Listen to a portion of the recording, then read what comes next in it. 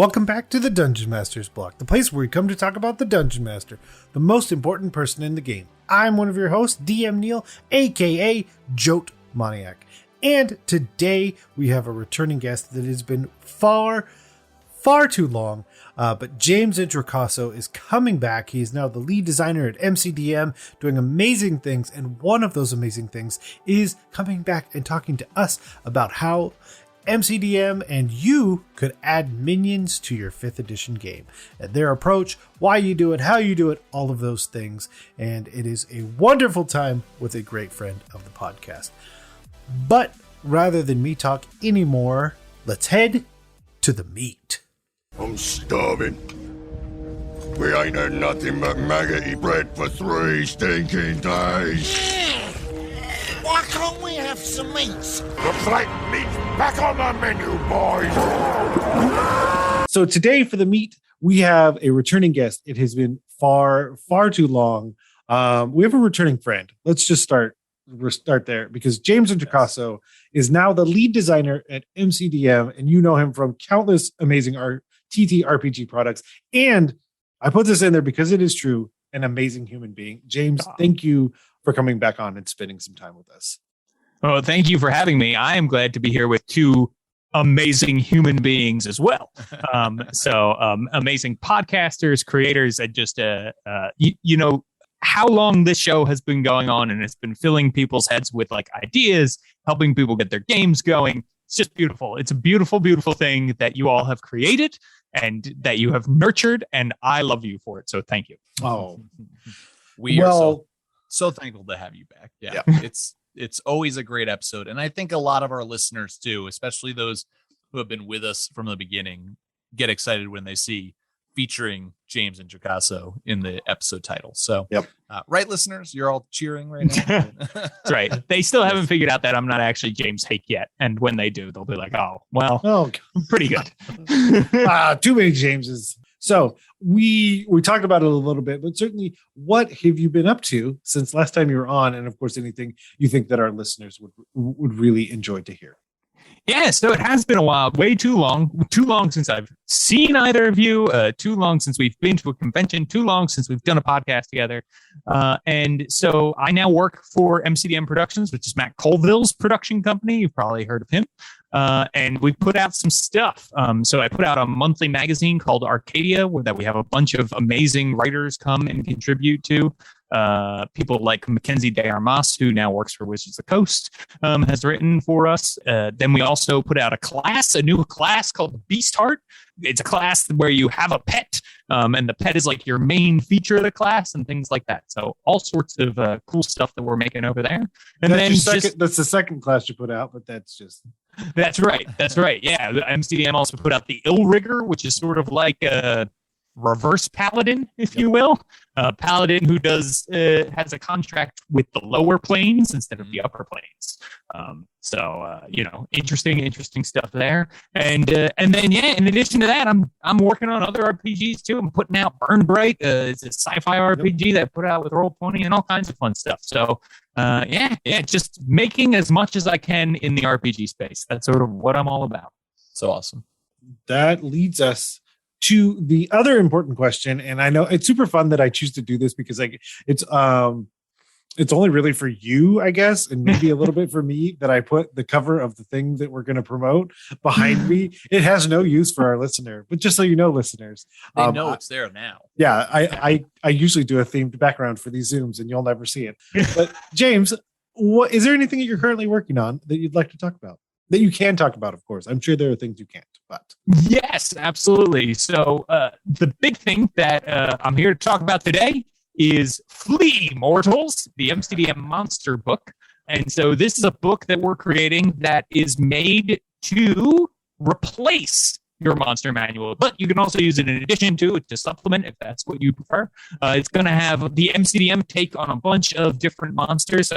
Right now it's being kickstarted, and if you head over to the Kickstarter, you can check out our sweet preview, which has a bunch of goblins and our version of a giant eyeball monster and a thing called a corpse collector that is a construct made of bone that is, controlled by a necromancer that they use to go get dead bodies for them to run their wicked experiments. Certainly. And we have that preview in hand. And of course, that's going to end up leading us to subject matter that we want to talk about. We don't have a surprise question. Yeah, but I do, though. Perfect. So I've got one for James. Yeah, Okay. We can't let him go without a surprise question. He's a returning guest. We got to give it to him. So, and this will be a good segue into our topic, but we're going to be talking about minions. So, James, I want to know if we're talking about James Introcaso being the campaign villain, what kind of minions would you have behind you? Oh, that is a wonderful question. And so I am the youngest child of 3. So my whole life, I've been a minion in some respects. I don't know if any of you are older children, middle children, but yeah, you always have a minion unless you're the youngest. And I remember as a kid begging my mother to have another child so I could have a minion, right? Did you phrase it like that? Mom, I want a minion. Yeah, exactly. Yeah, I was so shocked that she didn't give in to my demands. Maybe if I had some minions, she would have. But so I think for me, that is sort of the kind of minion I would want, is not necessarily like a child, but some sort of probably construct that is like a horrible doll that goes around and does your bidding, but is also like complaining, doesn't want to do it, but does it anyway. You know, a little comic relief in there, but also do they all have your face as well? Oh, absolutely. They all have my face. And their heads are their heads are the same size as you. So like smaller bodies, smaller bodies, smaller limbs, but these bigger. And I honestly, it's a good thing that this is a podcast because the listeners can't see that my head is already disproportionately large for my own body. And so it would be even weirder on a doll, right? But my face, but long doll eyelashes so that when they close, just the creepiest thing, so that then people would give in to the demands of my minions, which is something I wanted when I was a minion and never truly happened. But that's what you got to do. You got to outsource the minioning so that the minions can do their own demanding. That's how it works. So that's what I would have: creepy doll little brother minions. So good. I just imagine they only repeat what you say, but sarcastically. And with a little bit higher pitched voice. Yeah. Where you're like, attack. And they're like, attack. Amazing. Well, yes. That is wonderful. First off, thank you, Mitch, for asking that question. But that leads us to the topic at hand, which, as we have stated and had that wonderful question answered, we are going to be talking about minions, which I feel like with fifth edition, this is a wonderful introduction to adding it back in. And like I said, having read the material, one of the key points that it really drew me into the idea is that it's those epic battles, because there's something really scary about adding too many things. I know that's a thing I always think about as a DM. When I try and scale something up, I add people in, and then you're just and we all know that 5% chance is so real. Like when you say there's a 5% chance, everyone that's ever played Dungeons and Dragons is like, then it's going to happen. It's going to happen. I want it to or don't want it to. So the idea of making it have that epic feel, but not turning that danger to be overwhelming, that you just killed your players because you added too many things, or you in those moments tailor it down because you're like, I'm going to kill them. And that's not what I wanted to do. I wanted to scare them. I wanted to have a lot of things there. So that's a lot of me talking. So I will throw it back to you, James. What do you feel like is the idea that like brought minions to the forefront of like, this is something we really need to add to this book? Because like it's like you said, as soon as I get this book, I'm throwing my monster manual straight out the window. I don't need it. Oh man, I hope nobody from Wizards is listening. Yeah. Who made a great monster manual, by the way? Wizards of the Coast has an amazing monster manual, and they're going to put out another one in a couple of years, a revamped dish. So we had to get ours in there, in that window. We had to land it before then. Yeah, for me, minions, right? I am a big. And I don't switch off the podcast after I say this, but I enjoy 4th edition Dungeons and Dragons, and so does Matt. And so there are things about 4th that we wanted to bring in, and Neal, you nailed it, right? That was part of the fantasy. Very cool to go in and say, like, we're going to fight 20 skeletons now. We're going to fight, 20 goblins, 20 zombies, whatever it was. And then you did, and you felt super duper heroic while you were doing it. And it also didn't really slow down combat, right? Like minions have these two things that happen, or there are two things that happen, I should say, when you add a bunch of creatures to combat that aren't minions. And the first is that it can become more deadly, but the second is that like if you don't strike that right balance, it's either too deadly and everybody dies, or it's not deadly enough and it becomes a slog where it's like, oh, okay, now we got to go through this one. Now we got to go through this one, right? And so the point of minions was like, could we make something that in a group felt threatening and was an interesting challenge and fun to overcome, but also you fought them as quickly as you would an average number of creatures that you might fight in any other encounter.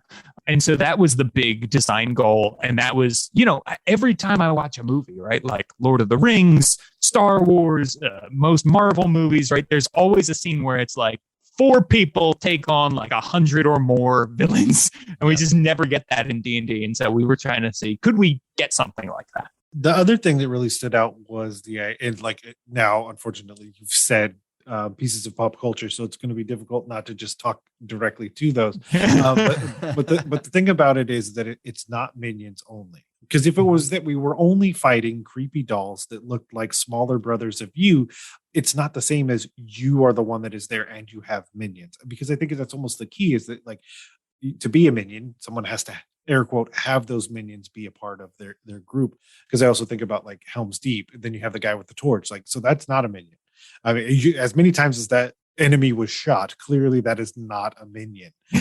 So it's having that balance of adding minions to an encounter, not just only having minions.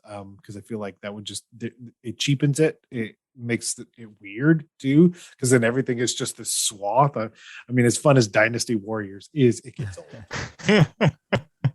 Well, it adds to the other enemies as well, right? When you have like a bunch of goblin minions rushing in and your players are just slaughtering them and they're getting little hits in and such, but it's like we've said, like it's like Gimli and Legolas at Helm's Deep, just taking them out.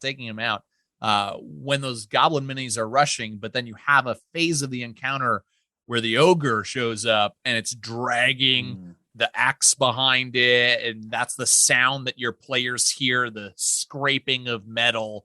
When that ogre walks in, it adds that powerful moment, more than just here's an ogre, but it's a phase of the encounter that's now like, oh, okay, we thought things were going great, but now here's something that's much more dangerous.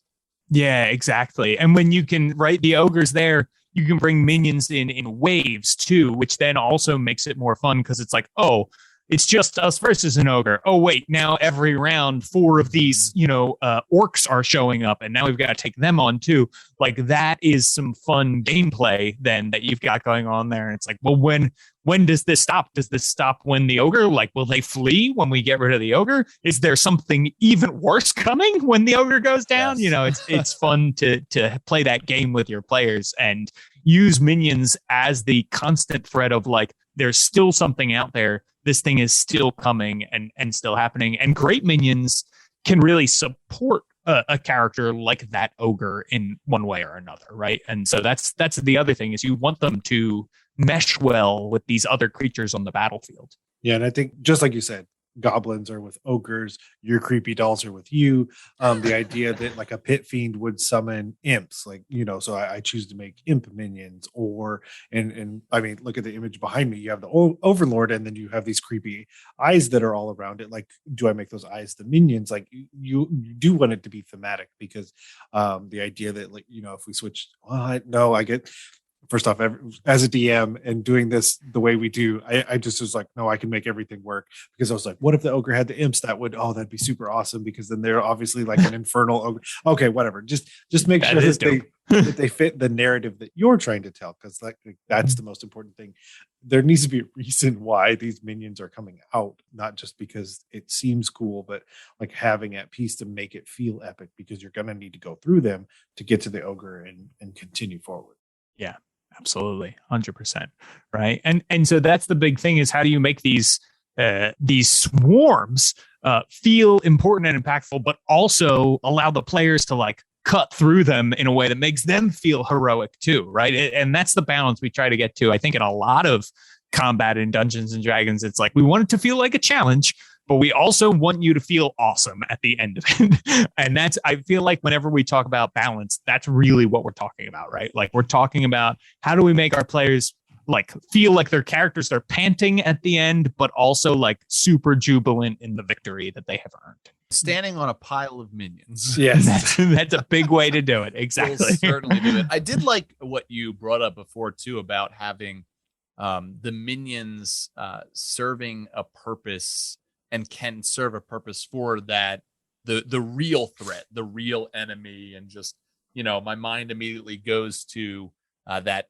Neal, you mentioned a pit fiend with imps, and as a DM, you can kind of think like, how can this enemy use the minions to advantage? Well, one, it can just be strictly an obstacle and an annoyance to the characters that they have to fight, these as well as the pit fiend. I think of the pit fiend getting lower in health, and all of a sudden he reaches over and grabs a bunch of imps and shoves them into his mouth for a healing mechanic. That would just make my players like, oh no, like we thought we had them. And then it's, do we just kill the minions first to stop this creature from healing? I think of big beasts that can throw rocks, and replacing those rocks with, these minions aren't that important, I will hurl these minions as a ranged weapon at these players. Yeah, I love that idea of just thinking about battle tactics and just how can you make battle more interesting than just you hit, they hit, you hit, they hit.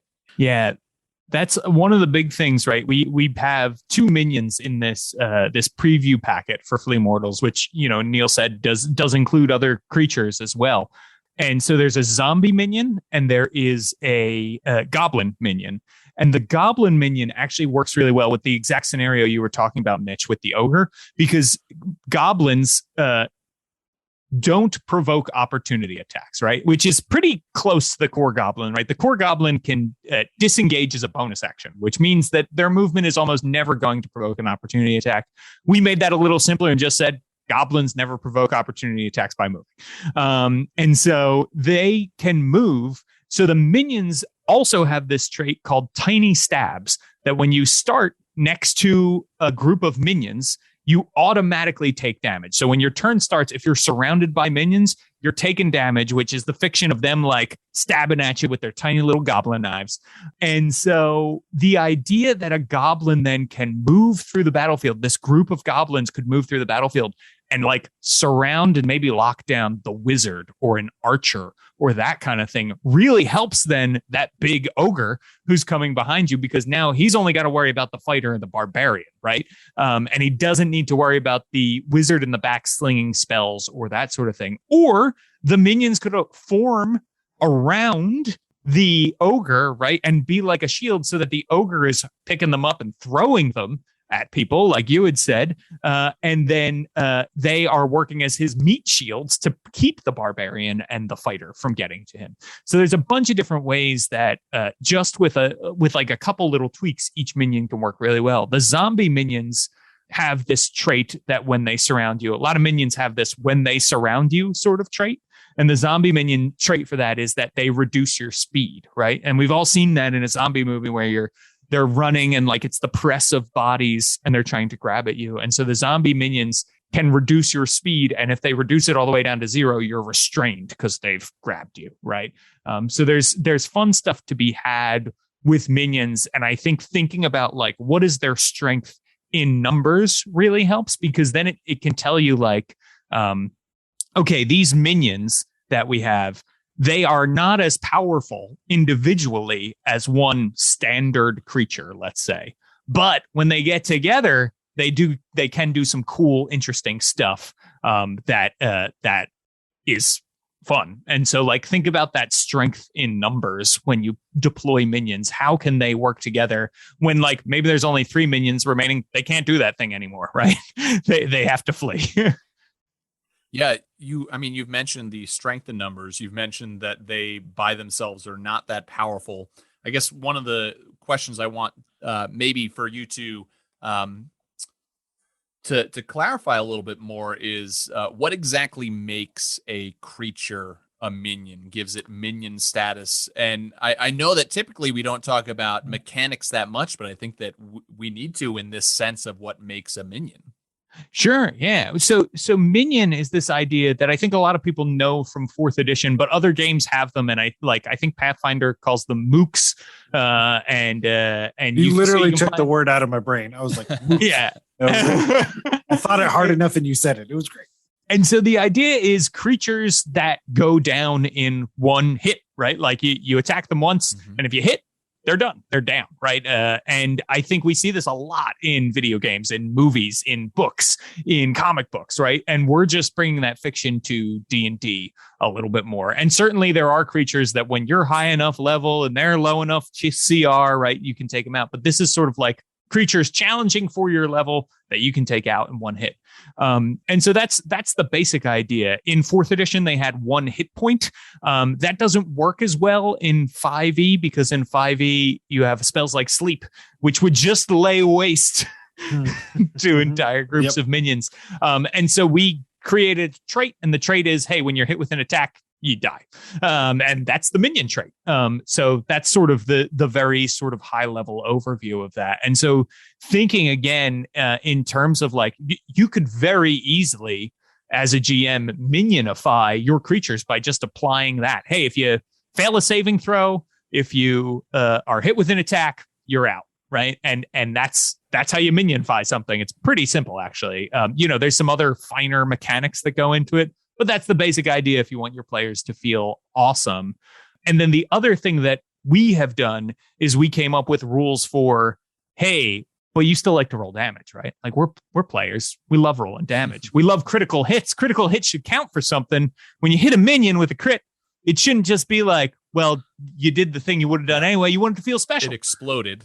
Exactly. Exactly. And so a big thing that we have to help with that like heroic feeling is the idea of overkill attacks, which is like, hey, if you hit a minion and you deal a bunch of damage, you might kill another minion within your reach. Or you might like Legolas it up and shoot an arrow through a line of minions or that sort of thing. So that helps as well. I do love that. I saw that in the book and I was immediately excited because I remember back when I first started DMing, there was one particular player that was at the table that had no background of fantasy or anything. Like we had orcs come at the player characters and everybody's on board and understands. He was just like, what is an orc? I don't understand. Like he had no background to that. Whoa. The thing that got, like, I knew I had gotten him into D&D was he was playing a fighter character and it was 3.5 and it was cleave.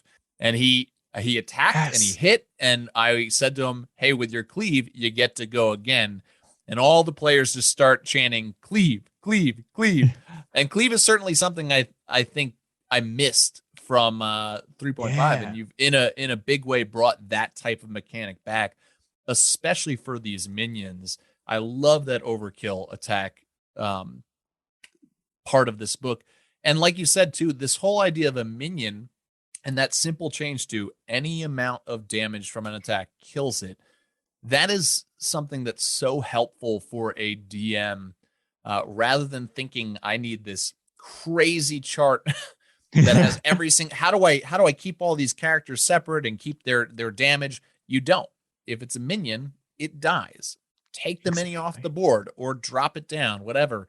It makes those big battles, those big encounters a lot easier to run, while at the same time, like we've constantly said, gives our players a moment of, I am so awesome, I'm taking these minions down.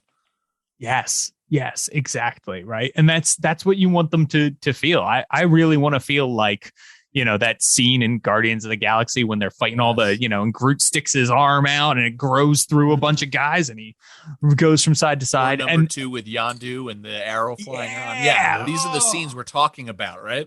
Yeah, exactly. And so, and that's fun, right? And to keep that kind of fun, but also to keep it snappy and interesting, I think is really it is a great game night, right?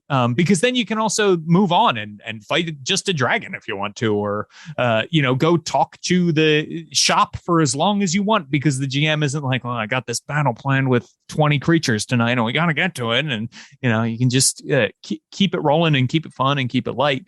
And it also makes your villains feel threatening. I always struggle with like, this villain is leading armies. But they only have 4 henchmen in the keep, because that's about what the characters can handle, yes. Right? Like, it makes way more sense if it's like, no, you can handle a lot more.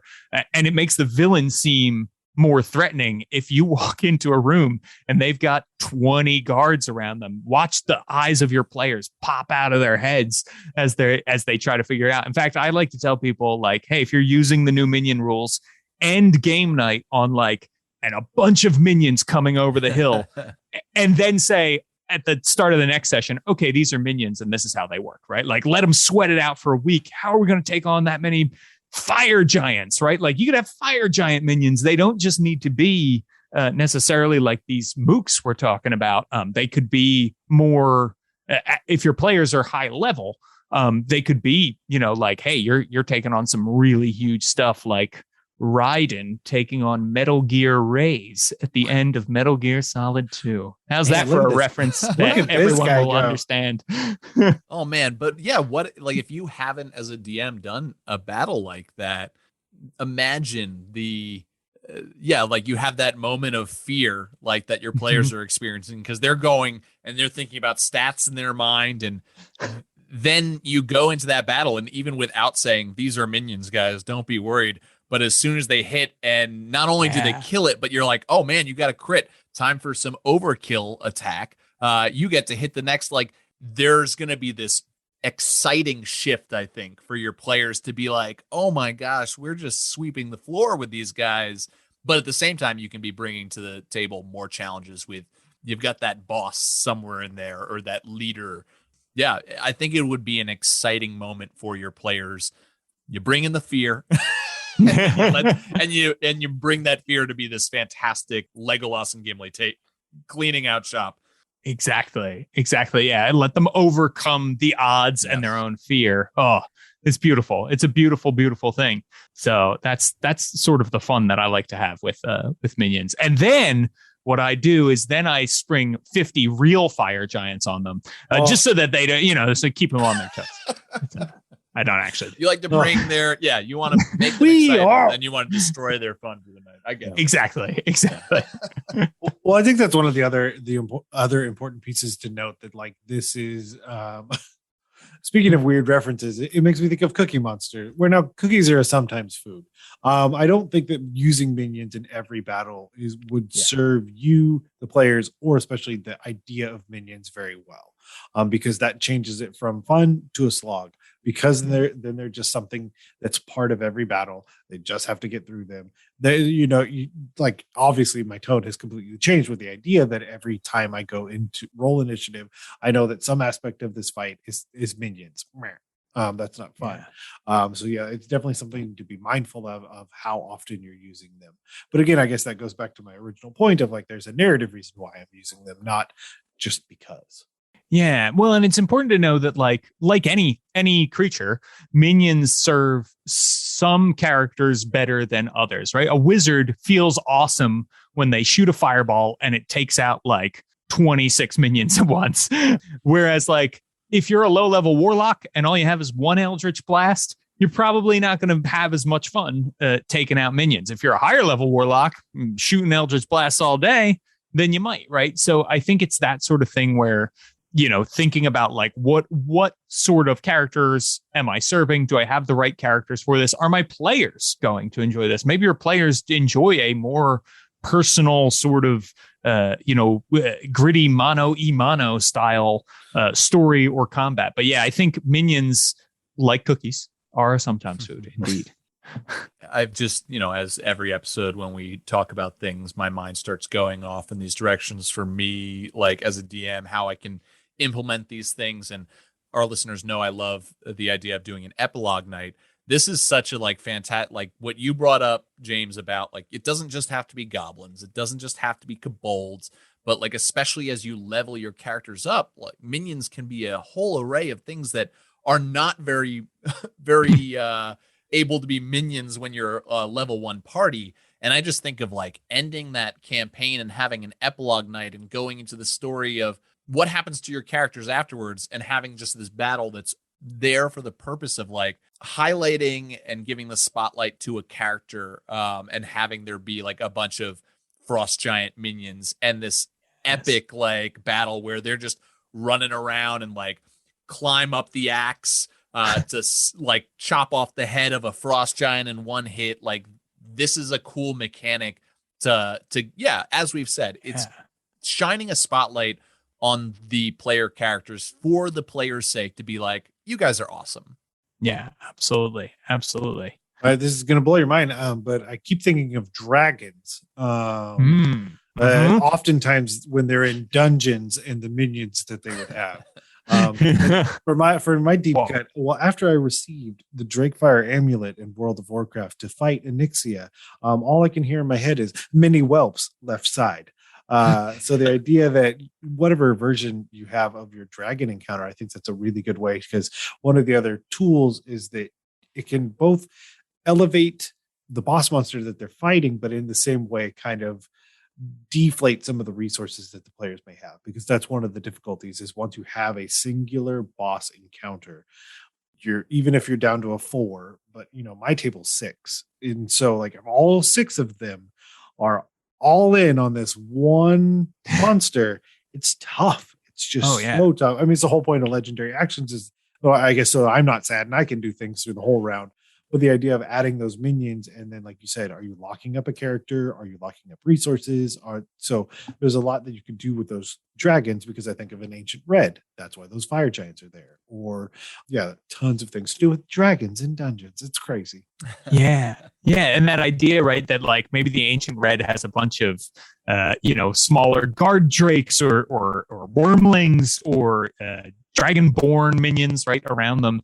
It becomes really interesting when you watch then the wizard decide, well, should I shoot my lightning bolt over here where I'll hit the dragon once and do maybe significant damage to this boss monster, or I could try to take out like 8 of these things in one shot. Mm-hmm. And that's significant too, right? That's going to have a significant impact on the battle, and also more immediate.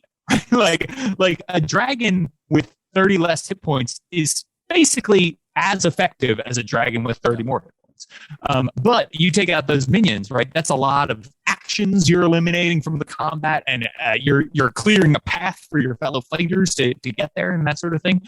So you're giving people these choices to do these really impactful, right in that moment things when you use minions, which I think is also important for players, because often it's like, oh, well, I got the killing blow. And it's like, well, yeah, but this guy dealt 40 damage beforehand, and this guy dealt 60 damage, and this guy, and it's teamwork. But when you can see the immediate impact of one action like that, it's pretty huge. Ancient red dragon that whenever it breathes fire leaves behind a bunch of fire elemental minions right there. Oh, yes. That's awesome. Well, the other thing I thought of, and I'm only thinking of it now. No, I've thought it this entire time. No, I mean, like that's how these conversations work. But there also is that character I think of that. If we think of the archer, like let's go that route. Are they able to do a lot against the dragon? Maybe not. Like maybe they have a bow and arrow, and so like them trying to, like you said, do what, 5 hit points at a time, maybe 10. But what if they're the person that's now focused on minions and they're taking down 1, 2, 3 around, and now they feel like their contribution to the battle just jumped through the roof, because especially like these minions are trying to go for the wizard, but the ranger cuts over and takes those 3 down, and now the wizard can cast that lightning bolt at the dragon because they're free to do so. So there's a lot that you can really do, again, to tailor the experience to the players, because they're the only ones that are playing. So making sure that those minions are something that work well, because that'd be the other flip side.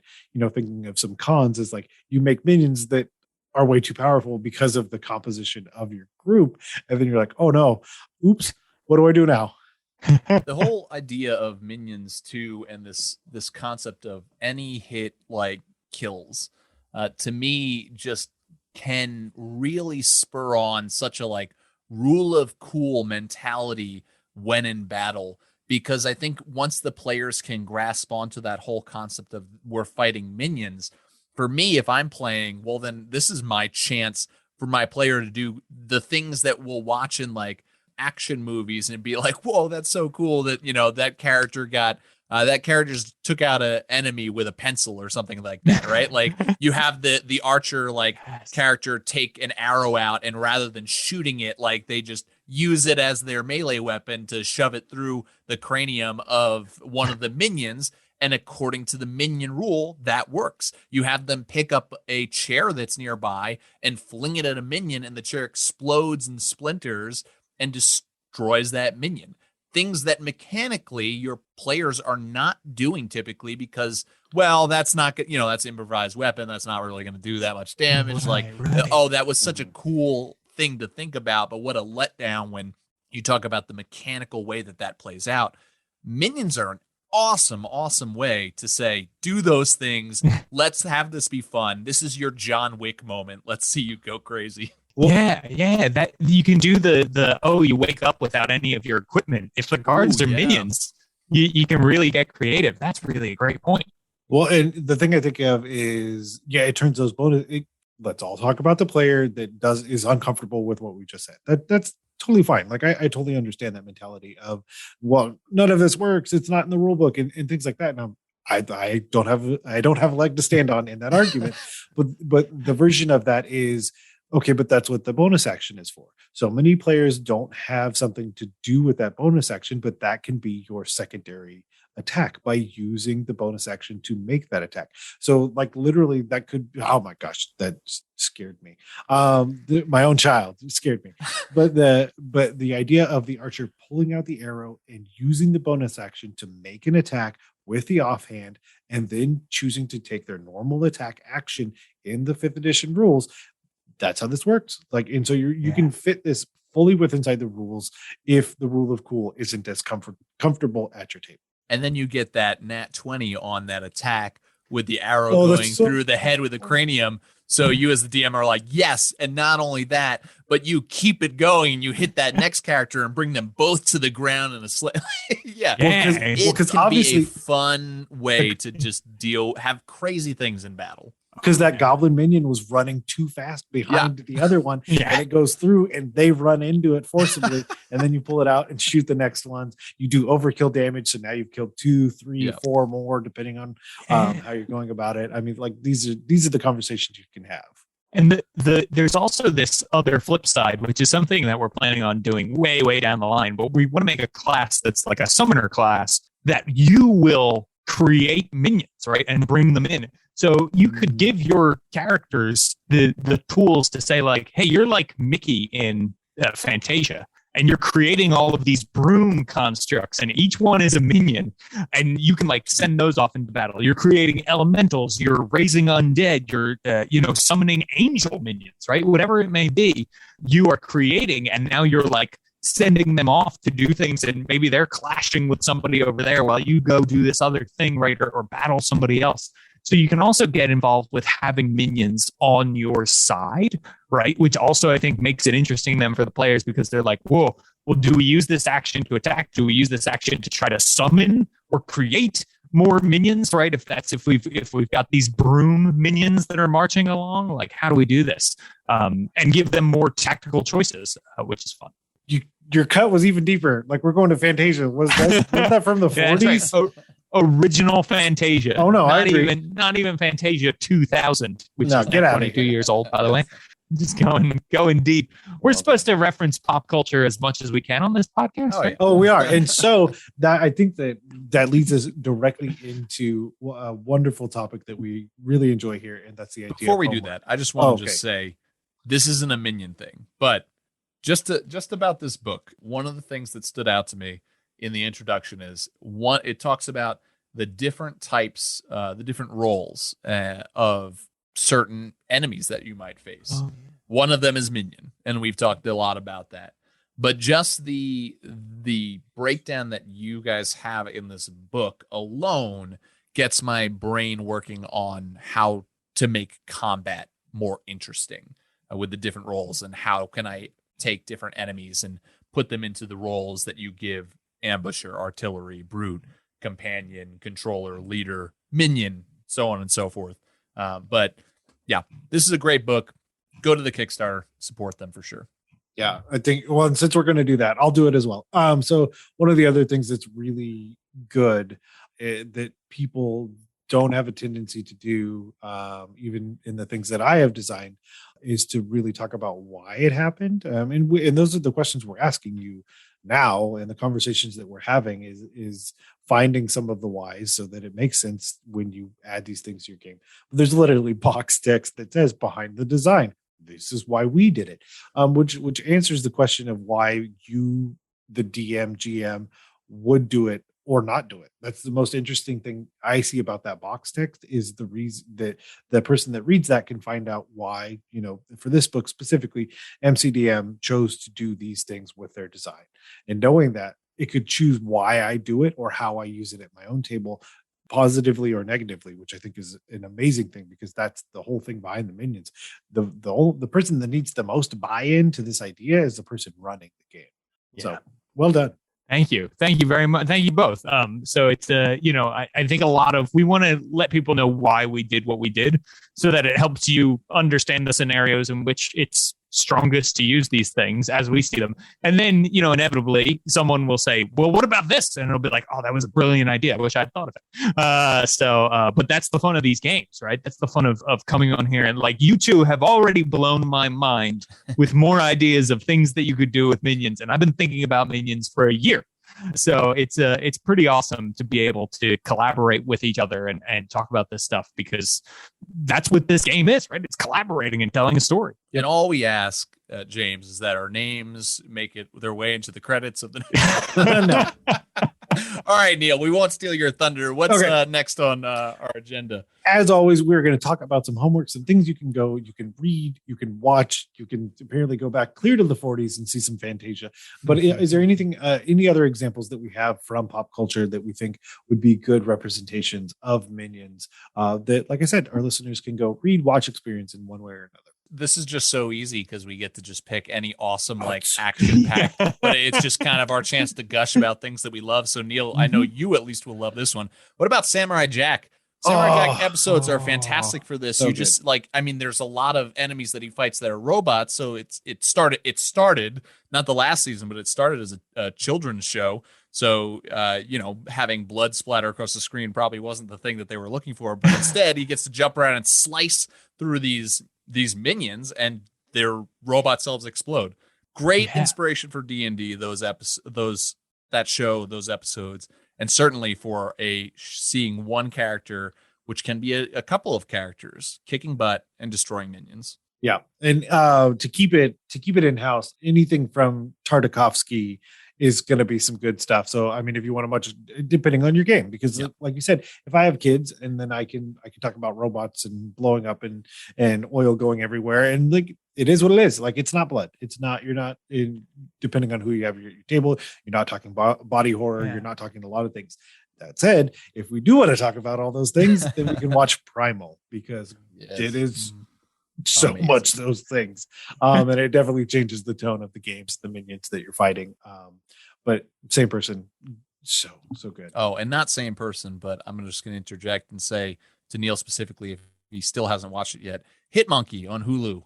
I have watched it. Oh. It's so good. It's so weird because I watched so much Ted Lasso before I watched Hit Monkey. Jason Sudeikis. It is not Ted Lasso. No, it's not. Yeah. But I have watched it. I will say, certainly the John Wick movies are something that come to mind when we talk about minions, right? And I think that's a combination of minions mixed in with non-minion creatures that John Wick takes on. Yeah. I think of The Walking Dead, right? Like The Walking Dead is really a story about minions. And if you want to see, again, not for the faint of heart, but if you want to see some interesting ways to interact with minions, shall we say, definitely you can see some interesting combat methods and things like that. And then there's a video game called Dead Rising, which is also similar in the Walking Dead vein, but you're a guy Stuck in a Mall was the first game, and it's a series of these games. And essentially, it's like about building things to fight zombies with, and that's really interesting for that idea of like, well, what can we use? What if we're boarded up here and there's a bunch of minions? How do we get out of here? So I think there's cool stuff there. And then my personal favorite minion story comes from an episode of you thought we went deep before. Get ready. It comes from an animated episode of The Tick, when The Tick was an animated series as it started, where the Tick fights multiple Santa, who is a Santa who can make multiples of himself. Yeah. But he's an evil Santa, obviously. And his minions can be easily destroyed, but only by static electricity. And so like that's sort of an interesting take for like, hey, maybe there is a minion in that they have like a weakness. But if you're not using that weakness, they're not really a minion, right? And so like you have that fun sort of, and when the Tick figures it out, it's a beautiful moment. He swims through a sea of Santas and calls it a Yuletide. It's great. You should go check it out. The Tick versus multiple Santa. It would cost you 20 minutes of your life. It'll be the best 20 minutes you've ever had. Yeah. And the video games aspect, like we've talked about, is so interesting too. Again, and it showcases how minions can be in themselves just kind of an obstacle. It's not about beating them, but if you have a scenario where your player characters have to get from A to B, well, they're going to have to take down some minions that are there, but the minions just keep on coming and you cannot defeat them, but you've got to work through that horde, right? Yeah. I love it. Yeah. Well, I think of one of the best D&D style movies, and it's fun because I don't think I've been able to mention it in such a long time, is that wonderful Guillermo del Toro piece, Blade 2. Yeah, because they literally put together like a D&D party for some reason. Like one guy has like very like when you think of like production level LARP costume, I'm like, and he just has a big hammer. I love this, but I don't know why it's happening. But yeah, the other thing I think of with minions, and a good it's weird to circle all the way back to some of our discussion, but the idea of wading through minions and that first thing that doesn't go down on one hit instantly changes what that like the feel of that battle, because you're like, oh wait, what is this isn't a minion, it didn't go down, and now you're addressing potentially the big bad that has hidden themselves amongst the minions. I take that arrow and I shove it into its cranium, and you as the DM are like, yes you do, and it looks back at you and blinks and growls. Yeah. Yeah, and that's great because you can save that for if it's a minion that blends in, you can just save it for whenever the right moment is, right? Yeah. Oh, that's so awesome. And our next super important question is, where can people go, James, to watch all the amazing work that you're doing? mcdm.com, of course, on Twitter, but where's the best place? How can we keep track of you? So if you want to keep track of me, Twitter is the best place. James Introcaso on Twitter. No spaces, just my name. And I'm often there tweeting about role-playing games, but also my pictures of my dog and pictures of me sweaty at the gym. So come for the D&D, stay for the me. And it'll be, so anytime MCDM does something, I am often tweeting about it, but you can also find MCDM on Twitter. You can find us online, all that kind of stuff. Perfect. And we'll have all that in the show notes. And of course, like we said, head over to the Kickstarter. If it's after it's go get it gone live, it's funded. So figure out what the stretch goals are, because that's what's happening. We do have some fun stretch goals planned. And hopefully, Neal, you are correct. We will see. We'll see how it goes. I'm correct. Get out of here. James, thanks again for joining us. And we 100% will have you back sometime in the future, because we love having you on the show. Thank you. Well, I love chatting with both of you, and would come talk to you about pretty much anything. So I'm excited, and it's just so good to see your faces again. It feels like maybe we are at the end of a pandemic. Knock on wood. One can only hope. We just want to thank James again for coming on, spending some time with us, telling us about minions and adding them to his game, our game, your game, any game you can. And of course, if you like that and you want to tell us how you've been adding minions to your game or the minions you've added, go ahead and email us at dungeonmasterblock@gmail.com. And of course, if you liked this episode, maybe you like some other episodes and you want to help us out, you can always go to Apple Podcast or your podcatcher of choice and leave us a rating and review, which will help us beat the algorithm, the true monster in podcasting.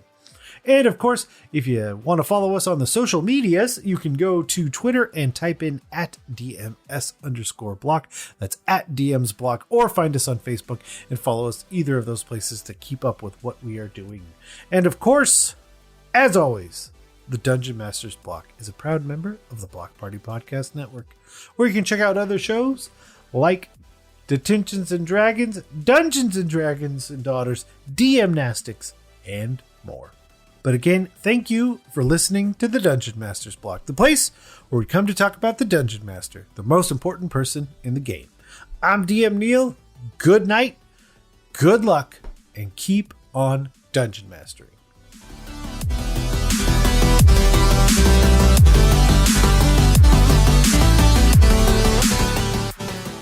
I gave up. Whenever? I gave up years ago where they're like, oh, we're going to clap. I'm like, yeah, but the internet, like, so the clap's like a beat off. Like, it's just stupid. Why are we doing this? I don't remember ever doing It's a complete waste of my time. I'm not doing it. You don't want to work in a clap? No, I don't. You can if you'd like. All right.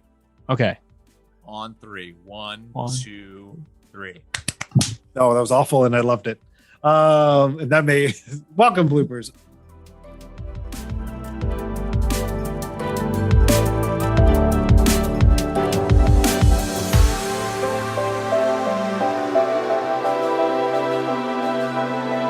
Goodbye.